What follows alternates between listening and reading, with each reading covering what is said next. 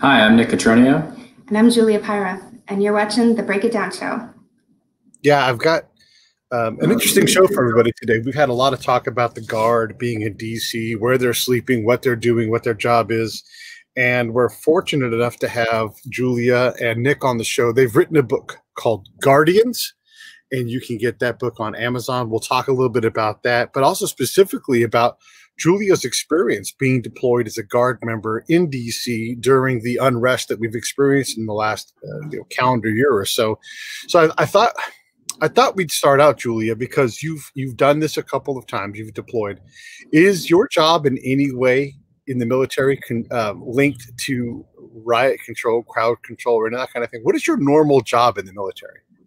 Well, normally in the Air Guards, I'm in the Air National Guard. I'm on the airfield doing the airfield management stuff. So, yeah, maintaining the airfield, nothing like riot control. So this summer was my first taste of that.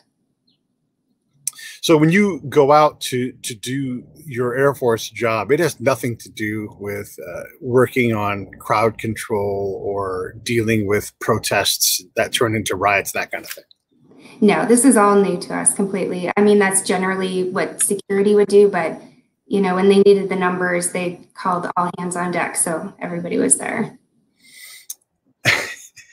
We have these perceptions that when the Guard goes somewhere, that they come ready to kill Americans. The reality, as we know, is far from truth. There are so many different legal pathways that have to be satisfied, and putting, I always say this out loud, but I want to continue to say this so we understand this, to take you, put you in an American city with rounds and a permissive rule of engagement, that just never happens. That's just not even legally possible, is it?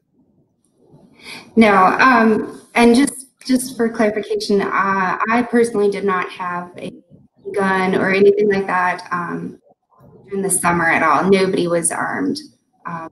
This past time was a little bit different, but nobody was during our time. Yeah, and that kind of goes to the point. Like, just because the National Guard shows up somewhere, it doesn't mean that they're armed with ammo and a permissive rule of engagement, list. And rules of engagement for the audience is, what does it take? Like, if someone throws a rock and hits you in the helmet, are you allowed to do something in response? And what would that be? And how do you escalate from, shouting to, potentially using force? These pathways are not what we perceive them to be, because when the media portrays it, they show everybody, there's tanks rolling in on railhead. Like, that actually has nothing to do with us at all. Tanks here in the city. Right. We didn't have tanks. We brought some Humvees in last time. But yeah, as far as what we're allowed to do and stuff, I mean, people were throwing stuff at us, bottles of urine and bleach and you name it, talking about June again. But we are only allowed to defend ourselves. There's nothing that we're supposed to do back. We have a shield, we have a vest. We are not engaging. That's what we were told during that time. And then you're talking about earlier this summer when we had the George Floyd riots in DC. And when I want to be clear for the audience too. When we talk about riots, we're talking about riots. We're not talking about protests. There's a clear line where having urine thrown at you is not a peaceful protest in Pete's book. You don't have to say that. You two guys can say what you want to say. If you are hurling objects at other humans, you are not being peaceful. Whether it's piss or a rock or shining laser lights in people's eyes, these aren't peaceful things. So when you folks go there in June, I guess, what would be some of the misconceptions you'd want to dispel about being deployed to an internal homeland conflict? Well, I guess it was unlike anything I think that our Guard has ever done before. We were not expecting any of that. We weren't expected to be met with the general population. We were sent in there to protect the peaceful right to protest. And like you said, there is a big difference between protesting and rioting. And so how the media ended up portraying it was completely different. We, like you said, we were coming in there with tanks, we were taking away their rights. And what I was watching on TV versus what I saw out on the streets was completely different, which is part of the reason that I was inspired to write the book and tell the stories and get what really happened out there to the public. Yeah, and that book is called Guardian Stories of the 2020 Civil Unrest in Washington, D.C. And this is told from Julia's point of view on the ground with the actual anecdotes. And then, of course, Nick's role kind of telling the higher level things. And I guess we haven't talked to you yet, Nick. Let's bring you into the conversation. Talk about your contribution and what you saw and experienced and learned throughout the 2020, early 2021 internal conflict. Yeah, thanks. Thanks for having us on. So, a coworker with Julia, and she was kind of telling us all the things that was going on during her activation. And, as a former service member, it started to speak to me just on how they were being treated. So, kind of to reference your earlier statement, this all kind of came from the George Floyd, incident, right? So, protests started erupting around the country, and we talk about that in the beginning of the book, and that's part of the contribution I made, is just that background. And how did Julia end up, how did the National Guard end up in Humvees in DC, right? How did we get there? So as she said earlier, typically they get activated, for things like the inauguration, which we just saw, and they're there just in case something happens. This time they were there because something was happening, right? There was a civil unrest. They were activated. They were put into a circumstance that was kind of out of a lot of their comfort zones, right? Put on riot gear, get a shield, get a helmet, and get thrown out into the streets and good luck. So, she was doing her day-to-day duty up there. She's reporting back to us, back here, and the things that were happening to her, the things that should never happen to a U.S. service member. And people were angry, and there was that line crossed, right? It was a protest into a riot, and it needed to be captured, because what was happening in the media was, in the very liberal side of the media, you were seeing criticism of the National Guard. Their role there was just to protect the protesters. They were there to actually enable the protesters, and that was the crazy theme behind it that nobody seemed to understand. And that's what we tried to capture in the book, was those National Guard members were there for the U.S. people, not against the U.S. people. They were there, to allow that protest to happen safely and without destroying Washington, D.C. Yeah, I've got a friend who's on the D.C. Park Police. They're the guys running around with those light blue helmets, and just the amount of damage they took as a force. The broken bones, death, everything. It's shocking when you think about they were there to actually allow people to protest, and they were attacked by the thing they were there to protect. Yeah, it's amazing. And, this is great timing for this talk we're having right now, because now we're seeing, right around the inauguration, we're seeing yet another activation, and all of a sudden the National Guard's getting covered like they've never have before. And the outpouring of support has been 180 degrees out from what it was in June. And it's amazing to us. We still talk about it. We're trying to figure out how to capture it. Julie's written a couple articles for some news, or for some magazines, sorry. But, being able to talk to you today, we're seeing this crazy shift in the paradigm, and it's great. We're not gonna sit here and decry the fact that people are supporting the National Guard all of a sudden, but where was that support in June? Where was the support for the National Guard allowing the protest to happen safely? And why is it so different now? Right. What's the difference? So say that part again, Julie. Why is it so different? What is the difference this time? In terms of your two deployments, right? The June George Floyd protest support deployment, and then the inauguration deployment. What was your level of stress going into both? And then what about your experience on the ground as you actually had to do this? And you're not even the person who, from what we talked earlier, you weren't even the person that actually had a shield and was sitting right in front of protesters. You were in another role behind that line. So kind of talk about all of that if you can. Yeah, there's a lot of different roles that I was in this summer. Okay, so the difference, the stress level and stuff, this summer I was not expecting it. I think that's what kind of blindsided me. I was just expecting to go in and help on the streets however we needed to do. And we were rotating our different positions. So there were times where, the hot spot was right in front of the Capitol, or in front of the White House, really, in June. And then we were rotated on the streets, and we constant protesting, walking by, and people, and there were the good ones out there too that were like, "Thank you for being here." There were, I don't want to say everybody was nasty, because that's not true, but there were the The extreme ones are the ones that always stand out the loudest too. Sometimes some of the stuff they said and the stuff they did I was just in shock. I wasn't expecting it. And I took that all really personally, I think, without even intending to. And so this time when we were activated, I think I was prepared for it. I'm like, okay, it's going to suck. We're going to go up there. They're going to hate us, whatever. Just put your boots on and go. But it was completely different. So I did do some time out on the street when it first happened, being the DC Guard. We were the first ones in because it's obviously our city. And then as the other troops come in, then we're doing more of a logistics support role, which is where I've kind of backed off and have been doing lately. Bringing in 20,000 plus troops is not a simple process. I mean, we have planes coming in around the clock. So it's been interesting to do. But yeah, just the complete, I think I was ready for it this time and it didn't happen. So it was. Yeah. Yeah, it's crazy. The number I saw was 28,000, that's a division for Army terms. You know, I mean, and for those who are, so we're doing some very loose math here, but let's say a battalion is 1,000 people. And then you put 5 battalions in a brigade and then 5 brigades in a division. And that gets you to 30,000 people or so. So when you're looking at 28,000 people, that means that there are people who are in charge of administrative things like, you know, getting you paid, your mail, getting you gear, getting you fed, housed. All of these things have to happen. And then there's a whole lot of people pushed forward to the front of the line to go do the work of standing there, being there, and being, you know, a target for anything that comes at them. So the George Floyd side of the protest, it erupted in a way that you weren't ready for. Did you fear for your life during that time at all?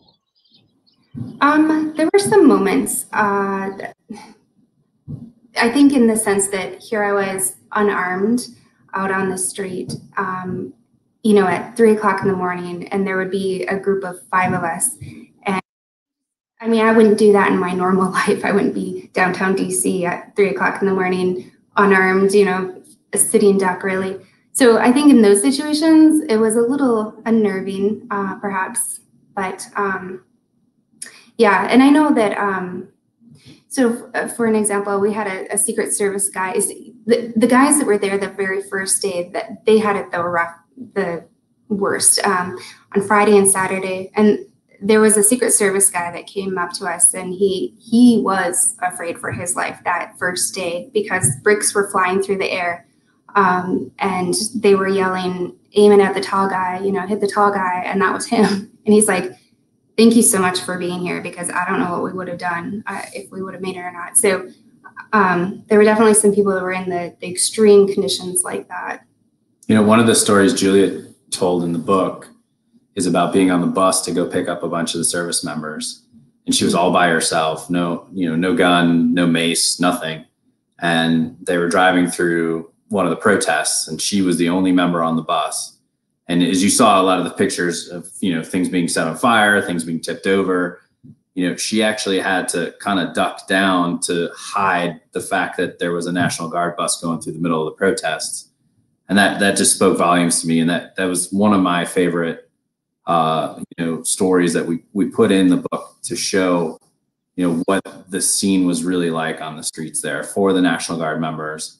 You know, as we talk about in the book, the DEA, the FBI, some of those folks were armed and they were always there to back up. But there were times when she was alone at 3 a.m., like she said, on the streets of DC, just kind of left to fend for herself in a uniform, which makes her a target. So it was very interesting to have that happen, you know, in our nation's capital.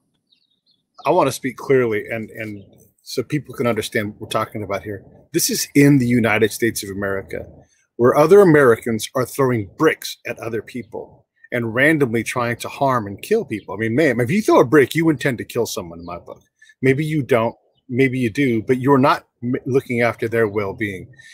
And when you get off of so now let me create another scenario. This is to give you an idea what this is like. When you get off the plane on the military air base in Kuwait, and you go to the civilian airport, or the other way from the civilian airport to the military base, you go on a bus and they draw all the curtains so that nobody can see into the bus because there are service members on there and we would never want them to be targeted.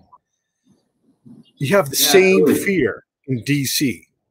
Right. And we oftentimes we weren't allowed to wear our uniforms, you know, on those transits, and we would guard, you know. So and we were told the same thing, don't wear your uniform in and out of DC, because there actually was an assault on a woman at a grocery store close to the inner city during that time. What else was there? Was another one too where they were, when they were telling us don't eat the pizza, there's glass being baked into the crust now and stuff. You know, all these different stories you're hearing. And on these riots, or not riots, these protests, they said, you know, they're providing pizza for the National Guardsmen, and then it's just substantially different, it's great, but it's just so different. So that's another image we have in the book. There's a Utah National Guard gets kicked out of a hotel in downtown DC by the mayor because of the optic. Yeah. Street eating pizza, and it's got glass in it because they knew they were delivering it to a National Guard member.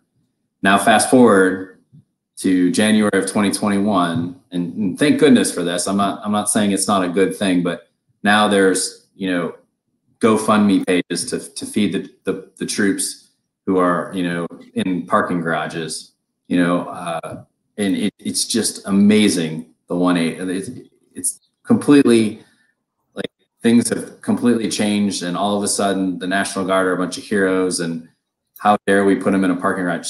She was in the same parking garage in June, exact same one. Literally the same parking garage? Correct.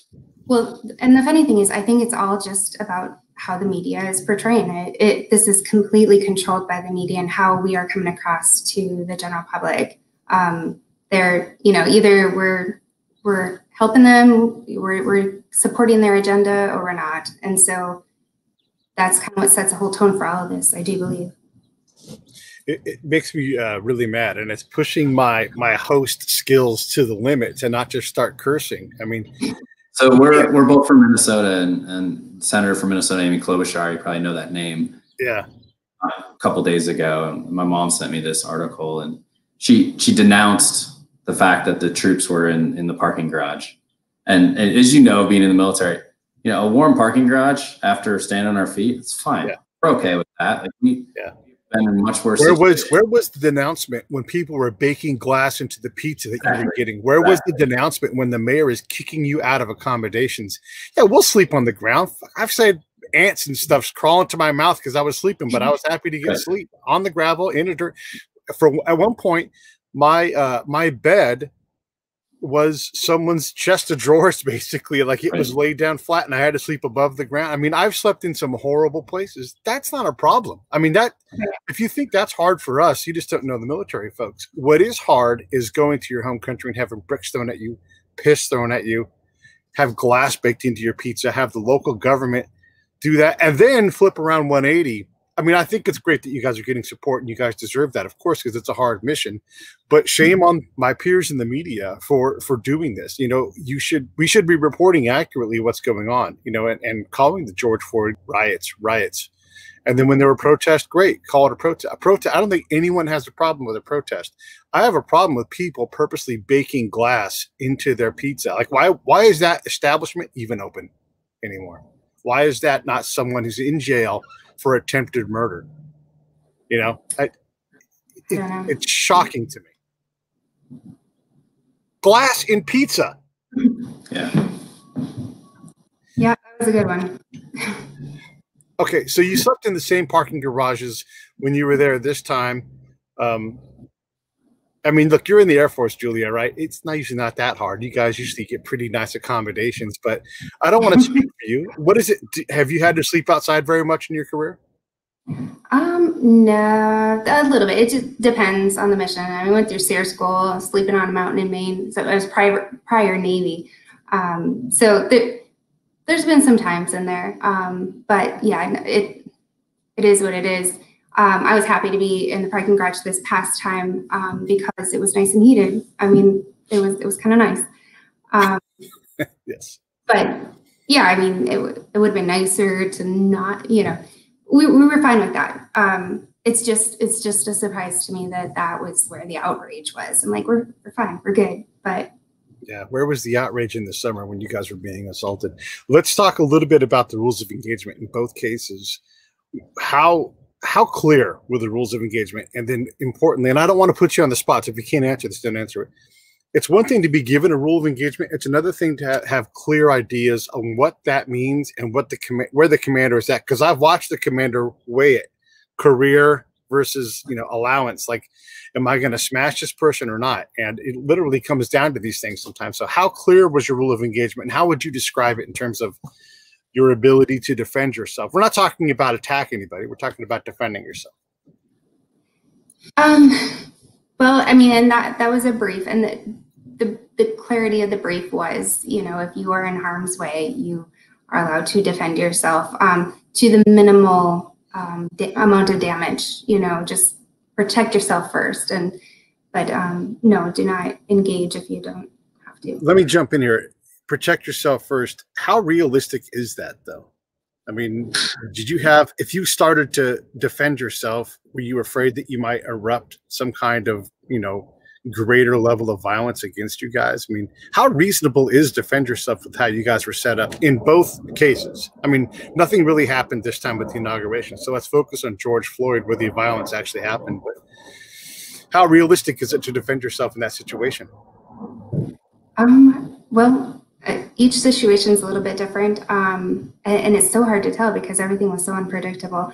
I did have a situation where I was definitely verbally assaulted nonstop. And the guys I was with, thankfully I was with the DEA guys, they were armed and they're not afraid of getting dirty. But yet we as military, we have a professionalism where don't engage, be stoic, don't respond, don't react to it no matter what they're saying to you. And so that's quite a test. And finally, the guy that was with me had enough of it, and he just like, get the F out of here now kind of thing. So yeah, it's all very case by case basis, and you really just never know what you're gonna encounter because this isn't like that we really are prepared for sometimes or we're expecting, or you don't know what to expect when you get out there, I suppose. Yeah, and they're told to be a presence, right? They're there. Mm-hmm. They're there as a deterrent to the violence. Whether or not the actual National Guard could respond now or even back then, they were all, Julia has a picture of they were all sworn in as law enforcement. So they have the ability to, detain and protect, like they said, but you can't go up and tackle a guy for spray painting a monument. You can't, do anything to stop what they're doing. You have to be the presence, right? Stand there, be the presence, try to everything, draw down to keep the excitement away from the whole thing. So, and it's very, very tough position to be placed into. I mean, yeah, with this deployment, I mean, think about it, 28,000 guard from all over the country. I mean, can you talk about a bigger political, charade, I guess? And I'll say that because she can't, but every state flew in aircraft. Every state, this time brought in all their National Guard when, DC was actually burning in June and getting vandalized and things were really bad for weeks. There was a handful of states, I think we counted 12 or 13, and they were all Republican governors, and it was a couple hundred. And now we're seeing, 500 to 1,000 from each state come in. It's crazy, just the flip in mentality. And the streets have been quiet. Everything's been quiet. There's been, very rarely have you heard of anything actually going on, but yet we still have 25 to 28,000 people activated. It's just peculiar how different the response has been. What do you make of that, Nick? I mean, it's political, right? I mean, it's wholly political. It's the way that the FBI has approached it. They've gone after people with Facebook and videos of where was all that. I went to the inauguration 4 years ago, and I walked by burning trucks and cars as I went in there. I didn't bring my family because I knew what it was going to be like up there. And you know, I'm a Republican, but I'm, you know, a diehard Trump supporter by any stretch of the imagination. And I would have gone to the inauguration this time had we let it, because, you know, it's history, right? It's our country's history, and I'm a patriot. But it's odd that all of a sudden, again, that what the National Guard is doing is okay, and everything, you know, in the media is so positive when everything was so negative back then. And that was really the motivation in writing the book, right? Let's get it out there that, you know, we have good people, good National Guard soldiers who are out in front of this trying to protect our nation's capital, and all they're getting is negative media bias on the whole thing. And it was so frustrating, and it added a lot of passion to our writing, because it was easy to write that story of what really happened on the streets of DC. I mean, the fact that we're able to break news on this show, you know, months after those protests and weeks, or not even a week after the deployment you guys just were on for the inauguration, it says a lot about the quality of the journalism that's going on. The fact that we can talk about what it was like to be you on the ground, what it was like comparing the two different, you know, this is the same year, same city, you know, to get this different response from the mayor. It's shocking that the media is playing such a detrimental role to our overall stability and unity. And, you know, I support veterans. I am a veteran. I know what it means to stand there all day. And, you know, you think about the day in the life of someone who's deployed to an American city to deal with unrest. First off, Julia's not trained for that. She's not trained at all. Like, it's just like, here, watch a slideshow. Don't screw it up. You know, don't make a bad decision in a horrible moment.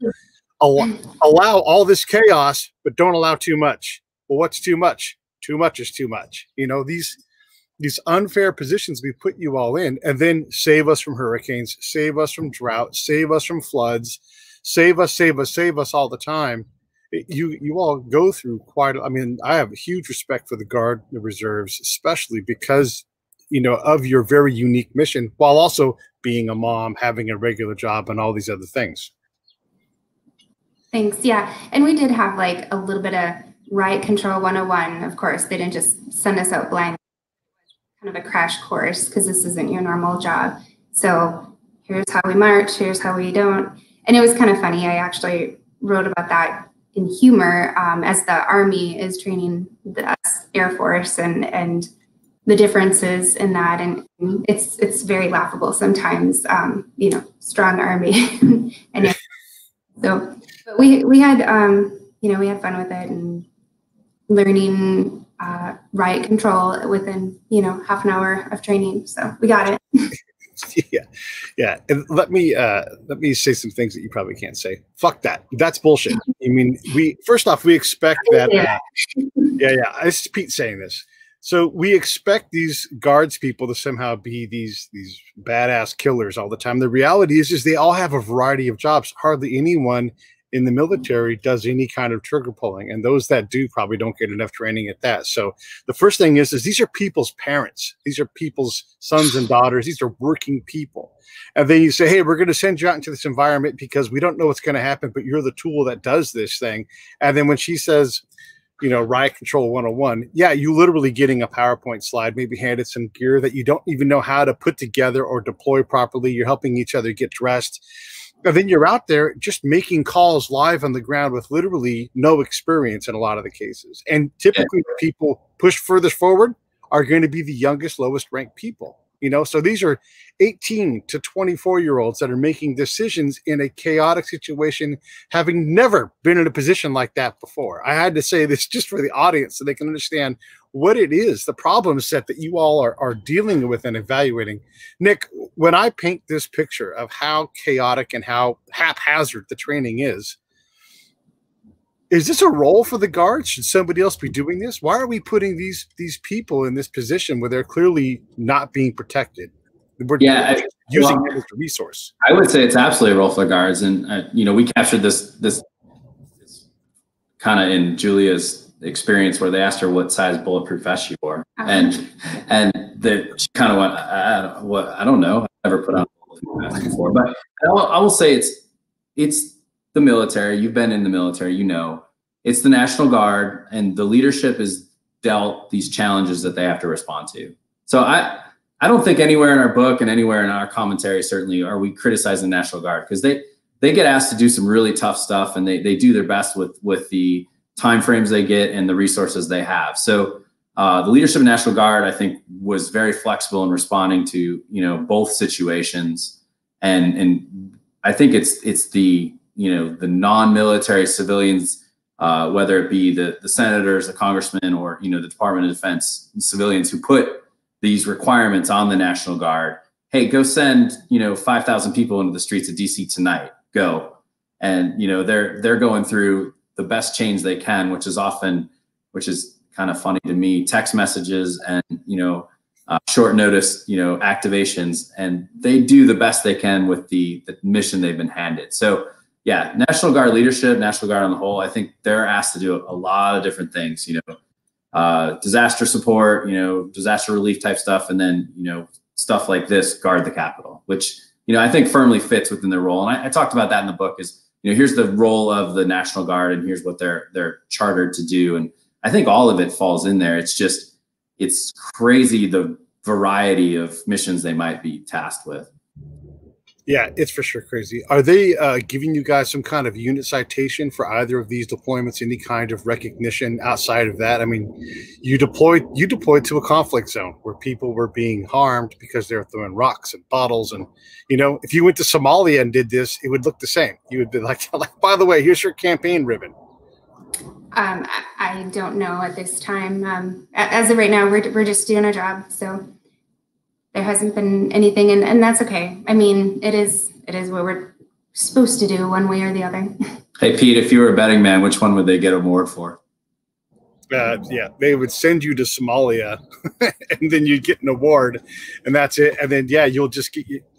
It's one thing to swear to serve your country. It's another thing to have people exploit your service. And I have a real problem with that. And I don't care what side of the aisle anyone is on.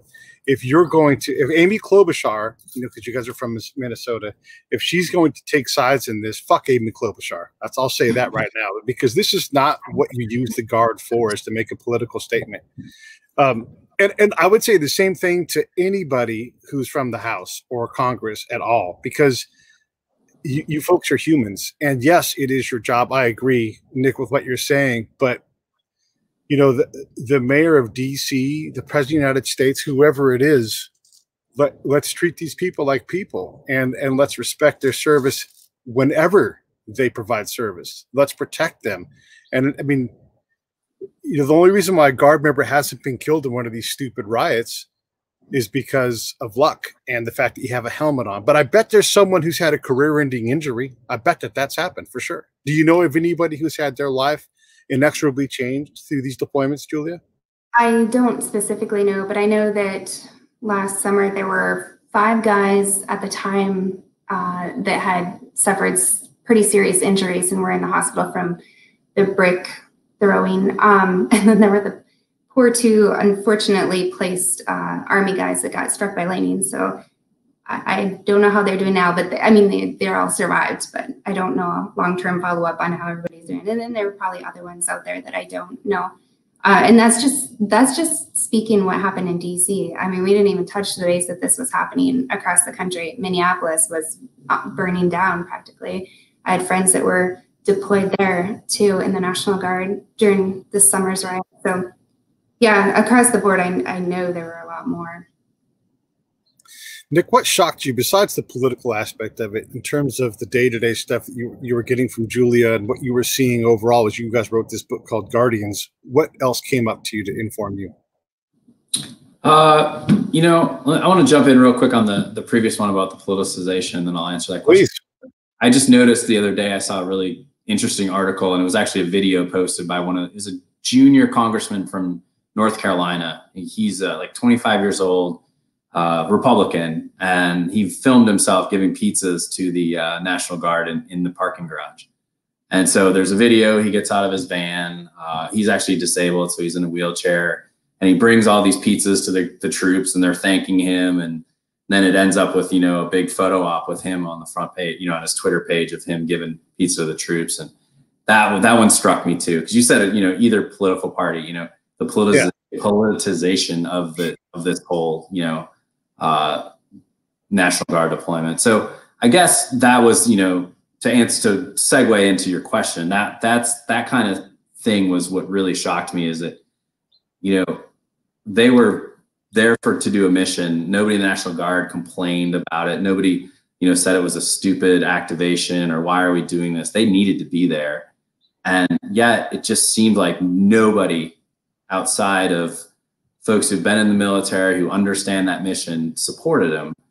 And it was almost like a dirty thing to talk about, that you were supporting the National Guard, you were supporting the safety of these protesters. And nobody understood that connection. Nobody understood the connection that the National Guard was there for, and I've said it, you know, once already in interviews, National Guard was there for the people. They weren't there for the president. They weren't out there to squash the insurrection or anything like that. They were there to make sure people didn't get hurt. And that's it. And make sure that some of the monuments and, you know, some of DC didn't get burned to the ground. Or, you know, there was another, bringing up the Utah National Guard again, I read there was a group of them who did the night shift. And at 3 a.m. when Julia finally got on the bus to go home for the night, these guys, the same ones who got kicked out of the hotel by the mayor, were out with, you know, brushes scrubbing the monuments clean of spray paint. And then, you know, so they deploy all the way from Utah, come in, do that, and then they get kicked out of their hotel. I mean, give me a break. I mean, that to me is just, that's the quintessential story to why, you know, our story needed to be told and why we need to wake up to, you know, how we treat the National Guard. I was calming down for a second there, but I'm getting mad. Right. Trying to keep it interesting for you. Well, thanks. I appreciate that. And by the way, I do want to say, I'm sure Amy Klobuchar is a nice lady. I'm sure that her family loves her, and I'm sure she intends to do well. But in this particular case, I don't want to see people politicizing things. There's unrest going on. Do your damn job. You know, figure out how to do what. Here's the thing, right? In the legislature in general, you know, they have a lower rating than the president and everybody else. We keep electing the same people. And then you look at, they couldn't figure out how to get any kind of stimulus or support passed for all of these people and businesses that are struggling with coronavirus and trying to get through this time. But on a dime, they can stop and impeach a president. Maybe he deserved to be impeached, but months ago, when we were all trying to, you know, get through this time, how many people are sicker, are in way worse shape because Congress wouldn't act and wouldn't do their job because of political things. These are the things that divide us, and what it makes me angry, because all Americans deserve, you know, to have a representative that cares about them more than their party. And that will always be the case with me. I don't care what party you're from. I don't care who's in the White House. But if the legislature is not doing their job, they're letting us all down. So vote all of those people out because they don't care about you. And I'm saying that to everybody in the U.S. All right, enough of me politicking. Let me get back to this book, Guardians. Julia, this is your second book. You didn't write it with the co-author before. Why this time? Well, I just think it was kind of an idea put together.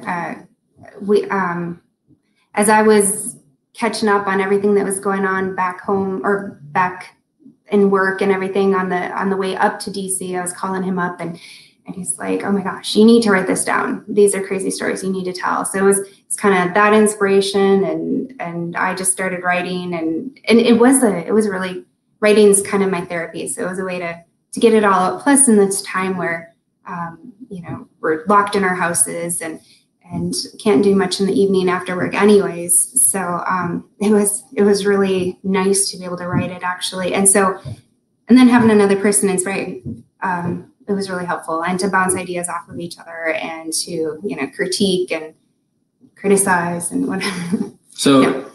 Julia, when she wrote her first book about herself, so it would have been hard to co-author something like that, but it was a while ago. I finally got to read it. When we first started working together, she said I couldn't read it because it was too personal. And it's a really good book. So I'll do a little teaser for that. She talks about her life in the military, and, you know, from the day she enlisted all the way through when she decided to get out, and her storytelling ability, I was drawn to it because she's a really good storyteller, and the way that she writes it down, it's personal. It's you know, it's vulnerable. She talks about things that, you know, are uncomfortable, but are impactful. And so I was drawn to her writing style, and I've always, you know, wanted to contribute to something, and so she actually encouraged me to, you know, help her, and we kind of kept, like I said, using a kind of a symbiotic relationship to bring this to a what we think is it's a pretty good story. So it was really kind of us pushing each other back and forth to come up with this final product, which I think we're quite proud of. And Nick, this is your first book. I mean, at least I'm assuming it is. It's the only one I can see on Amazon. What made you say, or who pitched who, and then what made you guys decide yes for you, from your point of view? So I think it was motivating her to write it all down, and I think she knew that there was something to the story. I started to contribute, and honestly, and she might disagree, but honestly, I didn't really want to be credited. I just like the experience of it all.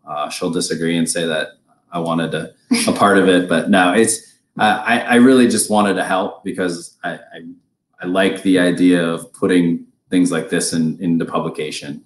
I like the, you know, Tactical 16 was wonderful to work with. What a perfect, you know, publisher for what we were trying to do. And so thanks to them, let Julia and I, with a little bit of input, you know, let us do our thing. And what came of it was awesome. So it was an awesome experience, not to use that word too many times, but it really was it was a great experience. I'm grateful for being involved, because she probably could have done 95% of this without me, but she allowed me to, you know, contribute my thoughts and words. So, and it was helpful too, because it is kind of a time sensitive issue or story, obviously.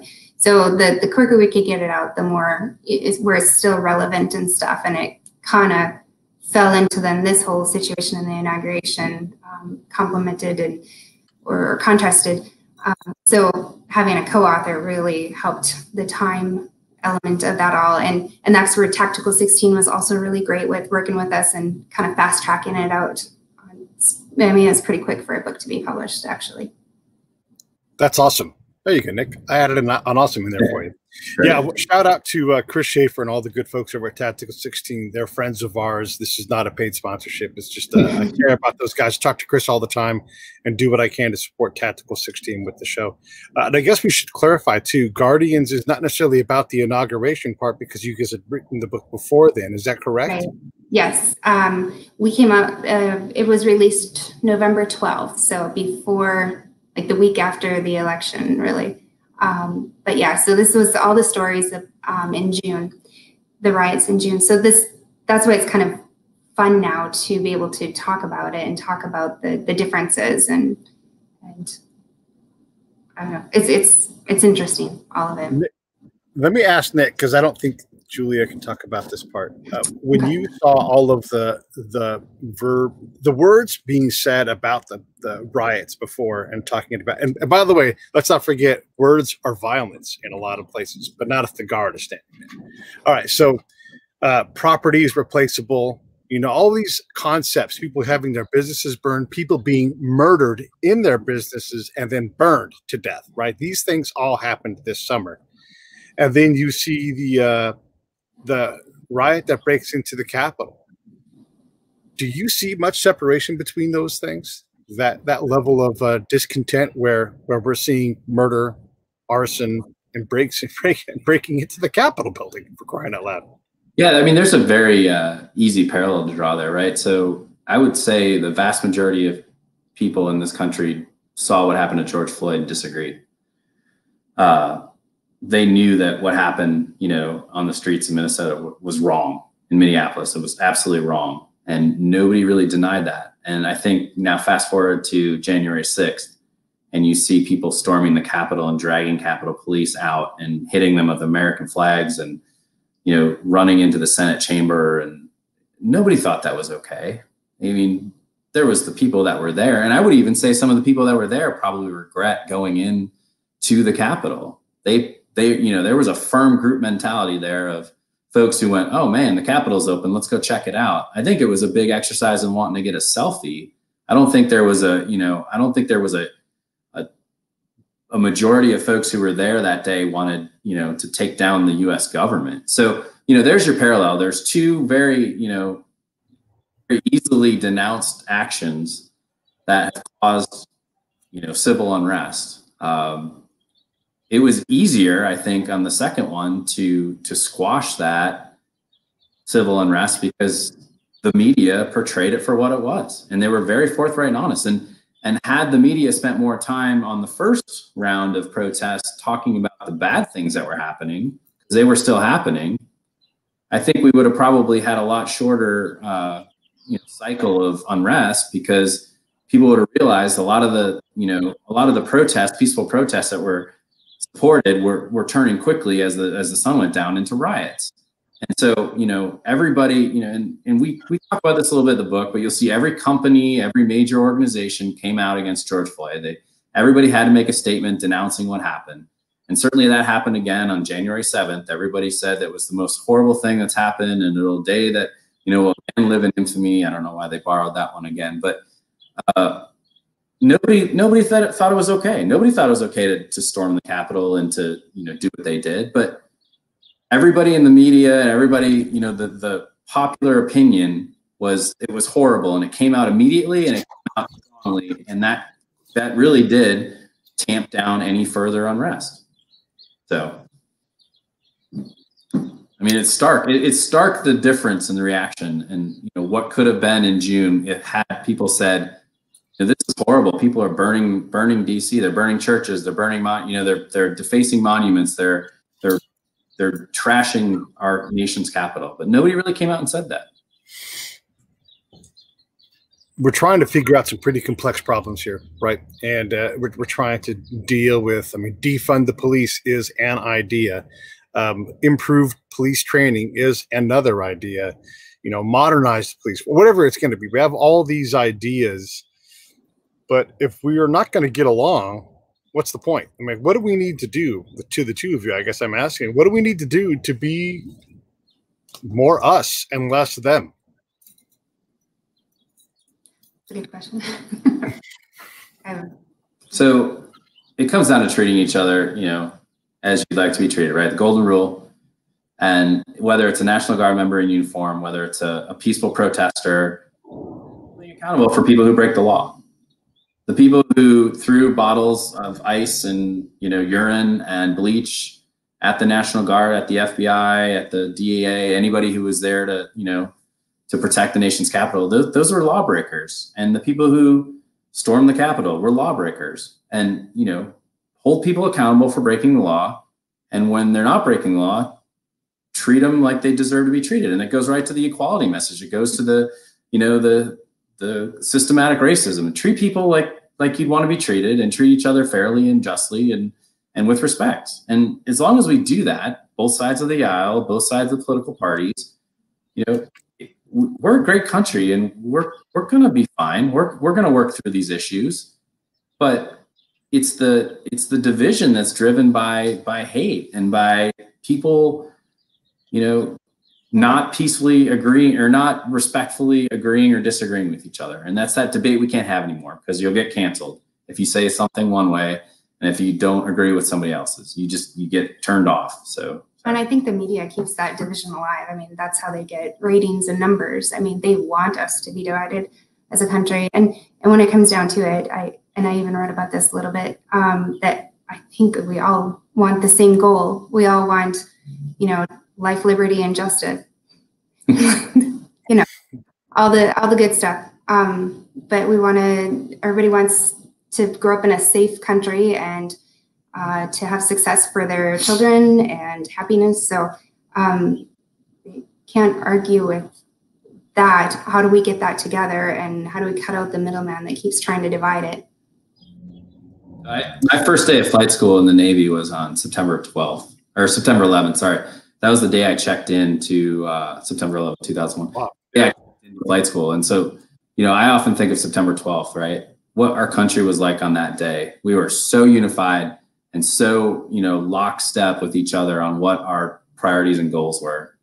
And, Julia was in service at the same time. That feeling of national unity in the wake of a complete crisis, it was something that, needs to be captured, in some shape or form moving forward in our country. We need to have that unity and that, that single purpose to be, the country that we can be. And yeah, having that, this isn't the first time the military has been disrespected. My grandfather served in the Army for 30 years, and he tells a story about when he came home for his father's funeral from Vietnam and being spit on while he was in his uniform. And, he told me those stories when I was growing up and, joining the service. I know that the military isn't always the most popular thing with everybody, but having that, pride in your own country, the flag, the national anthem, we can go down that road, but just having that pride for your country, I think it's important. And I think it's something that, we lose from time to time because there's this division, sewn into us. Julia, I wanted to ask you, so you've deployed twice, once, during the George Floyd riots and protests, and then now during the inauguration.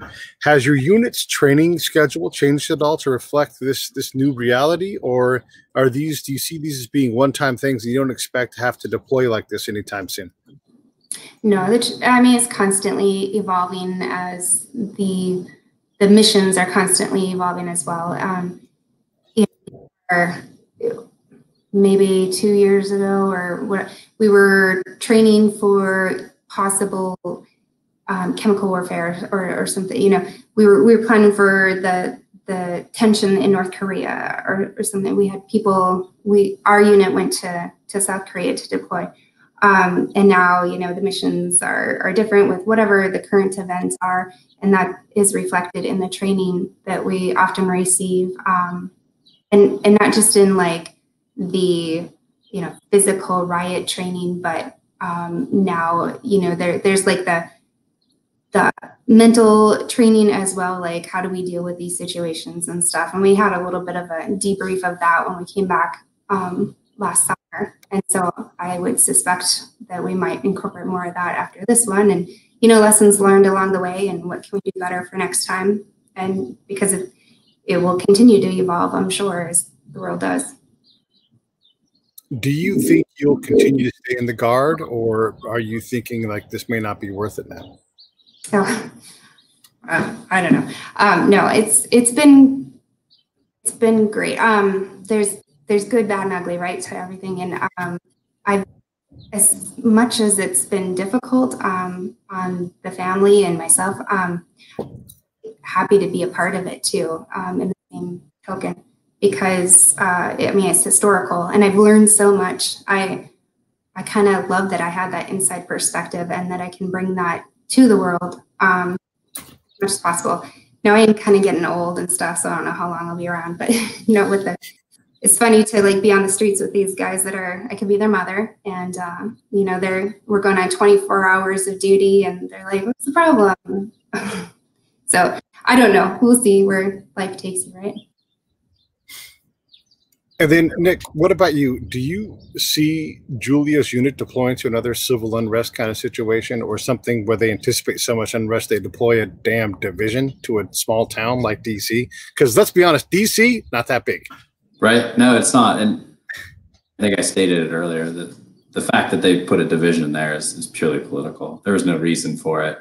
And, part of her feedback to me is there's nothing going on. There's nothing going on up there. January 6th happened, and that's it. We're done. We're moving on as a country. We've got a new president.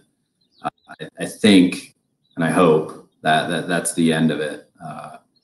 We've always, we tend to be surprised sometimes what happens and evolves. We're last year at this time and how much the world has changed. So I would say that they're standing ready to do their job. And, you touched on it a little bit, but one of the fascinating things to me about the National Guard is they have day jobs, they have lives, and they get called in from all over the country, and they're brought in to do a mission. And sometimes that mission isn't perfectly aligned with their skill set. And so it is amazing. And one of the things that interests me most about being a part of this is to unpack that idea of, a suburban mom with 3 kids who puts on riot gear and stands in front of angry people, verbally assaulting and, physically assaulting others. And it's fascinating how that mission works. And it really is what makes, certainly our story interesting. And that mom may have a Black Lives Matter and a Biden Harris sign on their front yard. Absolutely. Oh, that happened a lot. I mean, we're very all over the board. We're DC Guard, and we have, you know, beliefs from all over the side. So that's the thing that was so crazy about it. I mean, that's what the public doesn't understand. I feel like mostly it doesn't matter who our president is. We have to support who's ever our commander in chief at the time. So if we want to go down that road with the vetting thing, that incensed me. The whole idea of the FBI vetting all the service members who are been activated for this inauguration activation. So a couple of the headlines were, service members being vetted for connections to far right extremist groups and all that, and the media picked that up and they ran with it really hard. And I asked Julia, hey, what's going on with this vetting thing? And it's, she can't talk a whole lot about what goes on behind the scenes, but my impression of what I was seeing was that it's standard. Anybody who's been in the military who has a secret or above clearance, right, has a vetting process they go through. And during those interviews that we have, you get asked questions and you answer truthfully under oath and all of the above, and under threat of perjury and all these things. And you go on and you serve your country. You raise your right hand. You don't raise your right hand to support a president. You support the country. And the fact that the media is running with this idea that we're interviewing 28,000 people to see where they stood with their personal beliefs about the president, or the new president or the old president. I mean, that's ridiculous. It is absolutely ridiculous that, first of all, logistically, you can't do that, right? You can't activate 28,000 people and interview them all. And then second of all, the fact that they're reporting and then they pick 12, fortunate soldiers who happen to, post the wrong thing on Facebook or more probably. And they get popped up as the sacrificial lambs for the vetting process to show the country that we did our due diligence and we made sure all those National Guard folks were going to behave. That's an insult to the uniform, in my opinion. It is. And when they do ask those questions, it sounds a little something like this. Are you now, or have you ever, right, belonged to an agency seeking to overthrow the United States government? You're like, no. Nope. Are you now, or have you ever been approached by a Chinese national seeking to, you're like, no. Yeah. Are you now, or have you ever been a member of an alt-right, conspiracy-minded group? No. It's just ridiculous. Having been in a group or in the military, like, you would know that guy. You'd hope to know. There's obviously people who slip through the cracks, but you spend so much time together on duty, which guys have their extreme opinions of things. And if it gets out of hand, you self-regulate or you report up the chain of command. You say, hey, whatever you're doing or saying or whatever your motivations are over there, it doesn't make a whole lot of sense right now in the mission we're doing. Or you report it up the chain of command. We self-regulate inside the military. That's what the greatest part about us is that, we're a self-contained unit. We don't need outside vetting because we vet each other as Americans, right? So this whole idea, it was preposterous. And it shows again, and we're really beating up the media, but it shows again that what you can take it, it's all right.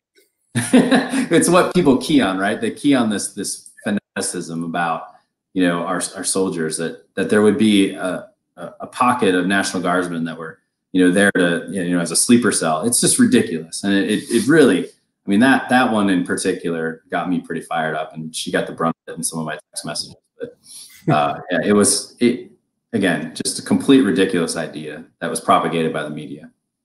Yeah. And honestly, you have bigger fish to fry in terms of what you're going after when you're looking at a division full of people. A division, you've got world-class athletes, you've got PhDs, you've got all kinds of people in there. Nothing's more diverse than a division.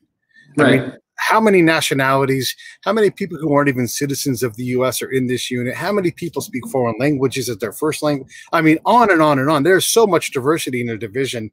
If you're looking for sleeper cells, go look outside of that division. Go look in town. That's where those people are at, for crying out loud. Oh, and by the way, you have COVID going on too. So yeah, and by the way, thanks for being exposed to all that stuff. While we all couldn't go out and eat in restaurants and everything, you guys have been waylaid by that, and that's the kind of service that will look. That's going to go on your file when you get out and you apply for your service connection for your disability. I was exposed to COVID. You don't know what's going to happen next. There's infertility findings now. Infertility is one of the things. And we just exposed a bunch of National Guard people. And I would say, needlessly so, Nick, right? A division full of people for DC.